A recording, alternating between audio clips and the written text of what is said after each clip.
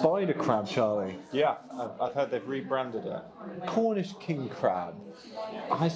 You can understand why, because look, I mean, a good sized one like this, look at that. I mean, I've had king crab in America, and it doesn't look like that, so it's understandable, but they are a bit fiddly, but really lovely flavour. What's the fiddly part then? What, just getting the meat out? Well, it's not like the same as a brown crab, is it? It's quite long and gangly, and I think the best dish for this is Shanguru crab from the Basque Country. You've done that from one of the wine dinners we did before. It's delicious.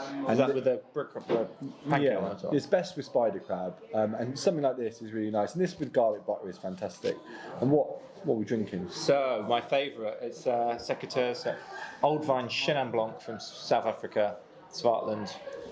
It's a wine I drink a huge amount of, probably too much. But yeah, really good with any sort of crab, brown crab, spider crab. We work with Shanguru because it's got it's got good acidity. The thing with these is you see them this time of year in the summertime, millions of them out there, and you think you go and dive for them and you get 4 or 5 and you think that'll feed your whole family. And once you've picked all the meat out, it does about half the portion. You don't see much of them on menus though. No, it's a shame. It is a shame, but this summer of shellfish, they'll be on everywhere.